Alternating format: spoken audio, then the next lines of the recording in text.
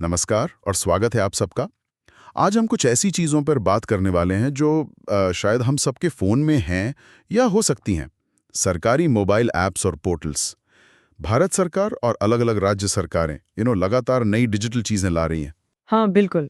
हमारे पास इन ऐप्स और पोर्टल्स की एक काफ़ी लंबी लिस्ट है और ये दिखाती है कि कैसे टेक्नोलॉजी का इस्तेमाल हो रहा है शासन चलाने में, हमें आपको नागरिक सेवाएं देने में और भी बहुत कुछ करने के लिए। हुँ, ये लिस्ट देखिए, चुनाव डेटा से लेकर रेलवे टिकट, फिर आपदा चेतावनी से लेकर किसान कल्याण तक फैली हुई है। सही बात है।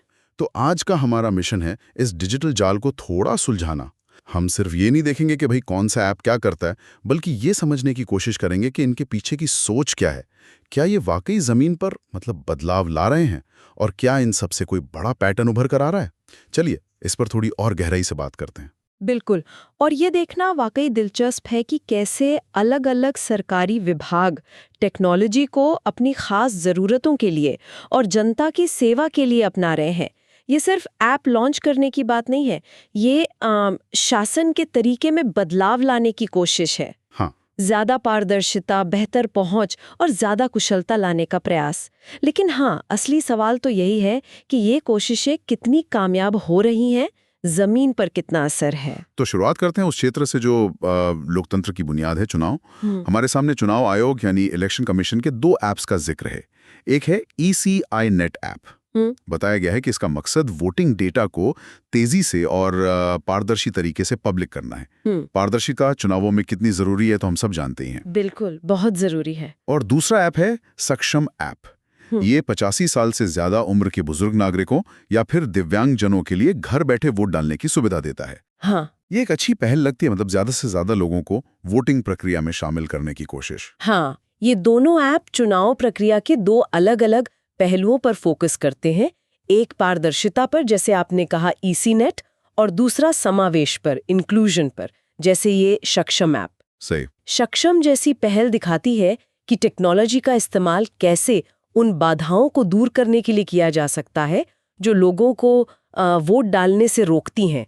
हालांकि यहाँ ये सवाल भी उठता है, कि घर बैठे वोटिंग की प्रक्रिया कितनी सुरक्षित और भरोसेमंद बनाई जा सकती है। हाँ, ये भी है।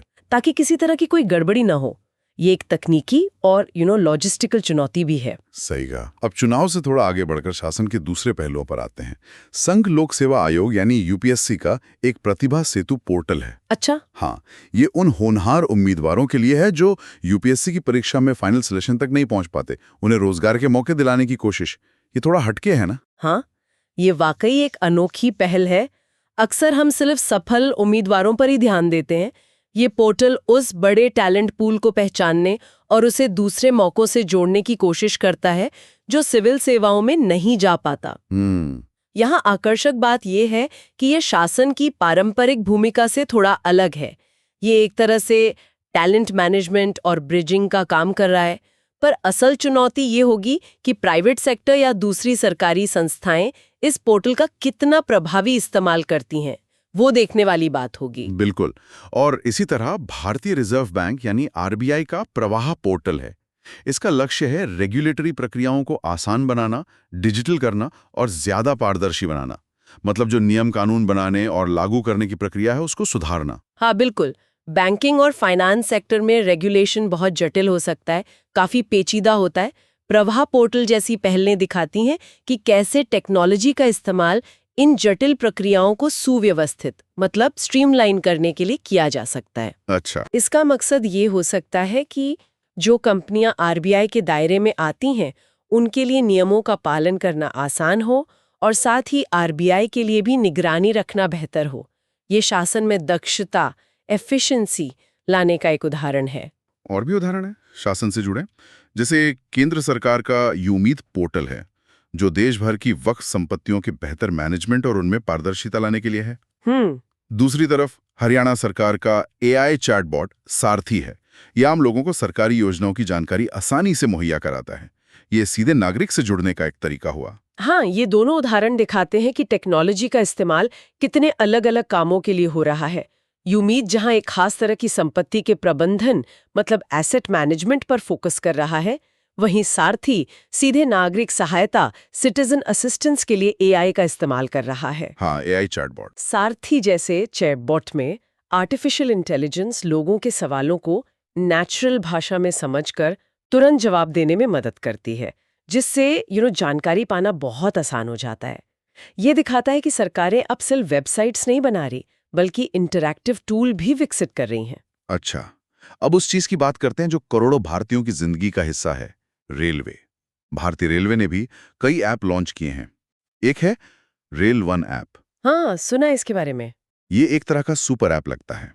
टिकट बुकिंग, ट्रेन की लाइव स्थिति, सीट उपलब्धता, पीएनआर स्टेटस, प्लेटफॉर्म नंबर, यहां तक कि खाने पीने की बुकिंग भी, सब एक जगह। यानी सब कुछ एक ही ऐप में। हाँ, और फिर एक स्वरेल ऐप भी है जिसका फोकस टिकट बुकिंग को और आसान बनाना है। यहाँ थोड़ा कंफ्यूजन हो सकता है, मतलब दो अलग अलग ऐप क्यों? क्या रेल वन काफी नहीं है? ये एक वाजिब सवाल है। कई बार ऐसा होता है कि अलग-अलग जरूरतें या शायद अलग-अलग समय पर शुरू की गई पहलों के कारण एक ही सेवा के लिए कई ऐप बन जाते हैं। अच्छा। हो सकता है रेल वन का लक्ष्य एक वन स्टॉप शॉप बनना हो, जबकि स्वरेल शायद सिर्फ बुकिंग पर ज्यादा ध्यान केंद्रित करके उसे बेहद सरल बनाने की कोशिश कर रहा हो सकता है। रेलवे जैसी विशाल व्यवस्था में जहां करोड़ों लोग रोज यात्रा करते हैं, इन ऐप्स का संभावित असर तो बहुत बड़ा है, लेकिन चुनौती ये भी है कि क्या यात्री इन ऐप्स के बारे में जानते हैं? क्या वे इन्हें आसानी से इस्तेमाल कर पाते हैं? हाँ, ये भी बात है। और क्या ये ऐप्स वाकई रेलवे के काउंटर पर लगने वाली भीड़ को कम कर पा रहे हैं? ये सब बातें इनके असर को तय करेंगी। बिल्कुल। अब जरा वित्त और उपभोक्ता मामलों की तरफ देखें। आरबीआई का एक और पोर्टल है, आरबी डेटा पोर्टल। अच्छा। हाँ, ये आर्थिक और वित्तीय डेटा तक पब्लिक एक्सेस देता है। ये रिसर्चर्स और पॉलिसी बनाने वालों के लिए काफी काम का हो सकता है। हाँ, डेटा तक आसान पहुंच, पारदर्शिता और बेहतर विश्लेषण के लिए बहुत जरूरी है। इसी तरह securities and exchange board of India यानी सेबी का मित्र पोर्टल है। ये निवेशकों को म्यूचुअल फंड में अपने निवेश को ट्रैक करने में मदद करता है। ये छोटी पहल लग सकती है, लेकिन ये निवेशकों को सशक्त बनाती है और वित्तीय बाजार में भरोसा बढ़ा सकती है। और उपभोक्ता मामलों में भी कुछ दिलचस्प पहलें हैं। उपभोक्ता मामले और खाद्य मंत्रालय का स्कैन पोर्टल है, जो देश के सार्वजनिक वितरण प्रणाली यानी पीडीएस को आधुनिक बनाने के लिए है। मतलब राशन बांटने की व्यवस्था को बेहतर बनाना। हाँ, स्कैन पोर्टल जैसी पहले सप्लाई चेन में पारदर्शिता लाने और लीकेज रोकने में मदद कर सकती है। ये सुनिश्चित करने की कोशिश है कि अनाज सही लोगों तक पहुंचे। बिल्कुल। और इसी से जुड़ा एक और जरूरी ऐप है उपभोक्ता मामले विभाग का जागृति ऐप। ये ऑनलाइन दुनिया में उपभोक्ताओं को डार्क पैटर्न से बचाने के लिए है। डार्क पैटर्न, ये क्या होता है? पहली बार सुन रहा हूँ। डार्क पैटर्न दरअसल वेबसाइट्स या ऐप्स पर इस्तेमाल होने वाली ऐसी भ्रामक डिजाइन तकनीकें होती हैं जो यूजर्स को अनजाने में कुछ ऐसा करने के लिए उकसाती हैं जो वे शायद नहीं करना चाहते। अच्छा, जैसे कि कोई महंगी चीज खरीद लेना या अपनी निजी जानकारी शेयर कर देना या किसी सब्सक्रिप्शन से आसानी से बाहर न निकल पाना। फंसा लेते हैं, है ना? ओहो, हाँ, समझ गया। तो जागृति ऐप इसी बारे में जागरूकता फैलाने और शायद शिकायत दर्ज करने का एक जरिया हो सकता है। ये डिजिटल युग में उपभोक्ता संरक्षण की जो बढ़ती चुनौतियां हैं उनको दिखाता है। ये तो वाकई जरूरी है। अब स्वास्थ्य और समाज कल्याण क्षेत्र की बात करते हैं। यहाँ भी कई ऐप्स हैं, जैसे जम्मू कश्मीर के स्वास्थ्य विभाग का ई-सेहत ऐप है। इसका लक्ष्य है राज्य के लोगों के लिए स्वास्थ्य सेवाओं को सुलभ बनाना, खासकर दूर-दराज के इलाकों में। हाँ, ये एक्सेस बढ़ाने की कोशिश है। उत्तर प्रदेश सरकार का राइज ऐप है, जो बच्चों के नियमित टीकाकरण को बेहतर बनाने पर केंद्रित है। हरियाणा सरकार का सम्मान संजीवनी ऐप महिला और किशोरी सम्मान योजना के फायदों को ट्रैक करने के लिए।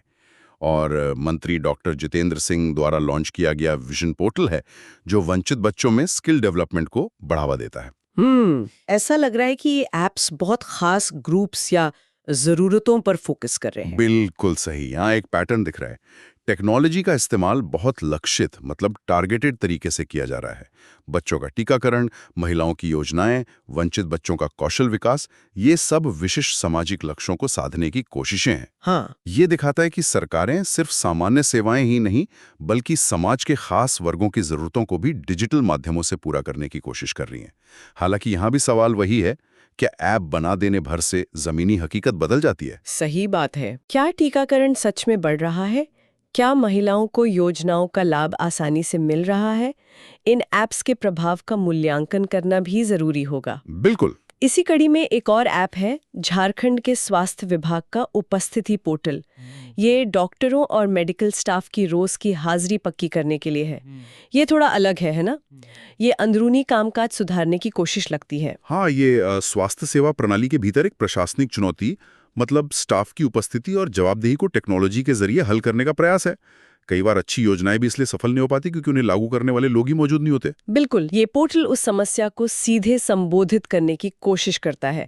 ये दिखाता है कि डिजिटल उपकरण सिर्फ नागरिकों के लिए ही नहीं, बल्कि सरकारी सिस्टम की अंदरूनी कार्यप्रणाली को बेहतर बनाने के लिए भी इस्तेमाल हो रहे हैं। अब आते हैं कानून व्यवस्था और सुरक्षा के क्षेत्र में। गृह मंत्री अमित शाह द्वारा लॉन्च किया गया भारत पोल पोर्टल है, जो असल में सीबीआई का पोर्टल है। इसका मकसद भगोड़े अपराधियों को पकड़ने में मदद करना है। शायद ये अलग अलग पुलिस बलों के बीच तालमेल बढ़ाने का एक जरिया होगा। हाँ, अपराध और सुरक्षा के मामलों में डेटा शेयरिंग और तालमेल बहुत महत्वपूर्ण होता है। भारत पोल जैसे पोर्टल इंटर एजेंसी कोऑपरेशन को बेहतर बनाने का एक प्रयास हो सकते हैं। टेक्नोलॉजी यहाँ अपराधियों को ट्रैक करने और कानून लागू करने की प्रक्रिया को तेज और प्रभावी बनाने में मदद कर सकती है। और भारतीय सेना का भी एक एकलव्य पोर्टल है।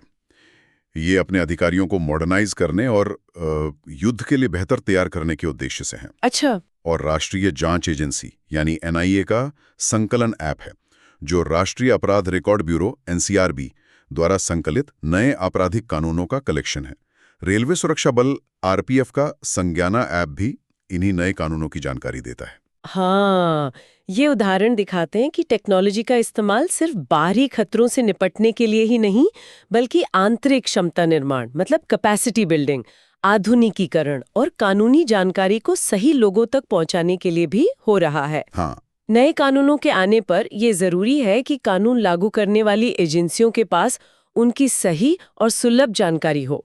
संकलन और संज्ञाना जैसे ऐप इसी जरूरत को पूरा करते दिखते हैं। सुरक्षा से ही जुड़ा एक और पहलू है आपदा प्रबंधन। राष्ट्रीय आपदा प्रबंधन प्राधिकरण का सचेत ऐप है, जो लोगों को प्राकृतिक आपदाओं के बारे में अलर्ट करता है। सचेत जैसे ऐप जान बचाने में बहुत महत्वपूर्ण भूमिका निभा सकते हैं। समय पर चेतावनी मिलने से लोग सुरक्षित जगहों पर जा सकते हैं और जरूरी तैयारी कर सकते हैं। ये दिखाता है कि कैसे मोबाइल टेक्नोलॉजी का इस्तेमाल सार्वजनिक सुरक्षा, पब्लिक सेफ्टी के लिए किया जा सकता है। हाँ, बिल्कुल। इसी तरह का एक अनोखा उदाहरण असम सरकार का हाथी ऐप है। हाथी ऐप? हाँ, जो इंसानों और हाथियों के बीच संघर्ष को कम करने का प्रयास है। ये पर्यावरण और वन्य जीव संरक्षण में टेक्नोलॉजी के एक बहुत विशिष्ट उपयोग का उदाहरण है। वाकई ये तो काफी अनोखा है। अब कुछ और खास ऐप्स और पोर्टल्स पर नजर डालते हैं जो शायद किसी खास राज्य या काम के लिए हैं। जैसे छत्तीसगढ़ सरकार का सुगम ऐप है, जो प्रॉपर्टी रजिस्ट्रेशन को ज्यादा पारदर्शी बनाने की कोशिश है। Property registration. मध्य प्रदेश में लोकपथ मोबाइल ऐप लॉन्च हुआ है, जिससे लोग टूटी सड़कों की फोटो खींचकर सीधे पीडब्ल्यूडी में शिकायत दर्ज करा सकते हैं। अच्छा, ये तो बढ़िया है। केरल सरकार का सिटीजन सेंटिनल ऐप ट्रैफिक नियमों के उल्लंघन पर नजर रखता है। ये उदाहरण डिजिटल पहलों के बढ़ते स्थानीकरण, मतलब लोकलाइजेशन को दर्शाते हैं। राष्ट्रीय स्तर की पहलों के साथ साथ राज्य सरकारें अपनी खास जरूरतों और समस्याओं के लिए भी तकनीकी समाधान विकसित कर रही हैं। हाँ, बिल्कुल। चाहे वो प्रॉपर्टी का मामला हो, सड़कों की मरम्मत हो या ट्रैफिक मैनेजमेंट। लोकपद ऐप तो नागरिक भागीदारी, सिटीजन एंगेजमेंट का भी एक अच्छा उदाहरण है, जहां नागरिक सीधे तौर पर सरकारी विभाग को फीडबैक दे सकते हैं। और भी हैं। पंचायती राज मंत्रालय का मेरी पंचायत ऐप है, जो गांव के स्तर पर मौसम की जानकारी देगा, बारिश, हवा, बादल वगैरह। गांव के लेवल पे। भारतीय खाद्य निगम यानी एफसीआई का अन्न दर्पण पोर्टल है, जो उनके सप्लाई चेन मैनेजमेंट को आधुनिक बनाने के लिए है। एनआईटी कालीकट का निवाही का वेब पोर्टल डेटा मैनेजमेंट के लिए है। ओके। और एक थोड़ा अलग हटकर अभियान है, मंत्री ज्योतिरादित्य सिंधिया द्वारा शुरू किया गया एक पेड़ मां के नाम। ये शायद पर्यावरण और मां के प्रति सम्मान को जोड़ने की एक प्रतीकात्मक पहल है। हाँ, ये आखिरी वाला उदाहरण दिखाता है कि डिजिटल प्लेटफॉर्म का इस्तेमाल सिर्फ कार्यात्मक, मतलब फंक्शनल कामों के लिए ही नहीं, बल्कि जागरूकता फैलाने और प्रतीकात्मक अभियानों के लिए भी हो रहा है। मेरी पंचायत ऐप और अन्न दर्पण पोर्टल जैसे उदाहरण फिर से दिखाते हैं कि कैसे टेक्नोलॉजी का इस्तेमाल विशिष्ट क्षेत्रों जैसे कृषि या खाद्य आपूर्ति में डेटा और प्रक्रियाओं को बेहतर बनाने के लिए किया जा रहा है। तो हमने आज भारत में सरकारी ऐप्स और पोर्टल्स के एक बड़े और विविध जाल पर नजर डाली। शासन, नागरिक सेवाएं, रेलवे, वित्त, स्वास्थ्य, सुरक्षा, पर्यावरण, शायद ही कोई ऐसा क्षेत्र बचा हो जहां डिजिटल पहले ना पहुंच रही हों। बिल्कुल। ऐसा लगता है कि ये डिजिटल उपकरण हमारे जीवन के कई पहलुओं को छू रहे हैं या कम से कम छूने का इरादा रखते हैं। हाँ, बिल्कुल। और इन सब ऐप्स और पोर्टल्स की इतनी बड़ी संख्या और विविधता को देखते हुए एक जरूरी सवाल मन में आता है। इन उपकरणों को बनाना और लॉन्च करना बेशक एक महत्वपूर्ण कदम है, लेकिन असली चुनौती शायद ये सुनिश्चित करने में है कि जिन नागरिकों के लिए ये बनाए गए हैं वे इनके बारे में जानते हों। हाँ, ये सबसे जरूरी है। उन तक इनकी पहुंच हो, यानी उनके पास स्मार्टफोन हो और इंटरनेट हो, और वे इनका प्रभावी ढंग से उपयोग करना जानते हो ताकि वे इनका इच्छित लाभ उठा सकें। मतलब सिर्फ ऐप बना देना काफी नहीं है? मेरे हिसाब से तो बिल्कुल नहीं। डिजिटल साक्षरता, डिवाइस और डेटा तक पहुंच और इन ऐप्स का यूजर फ्रेंडली होना, ये सब बहुत महत्वपूर्ण पहलू हैं।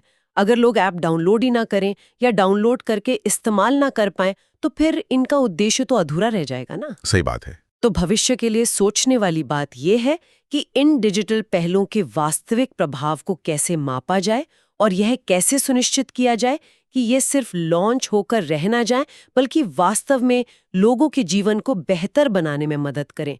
यही शायद अगली बड़ी चुनौती है।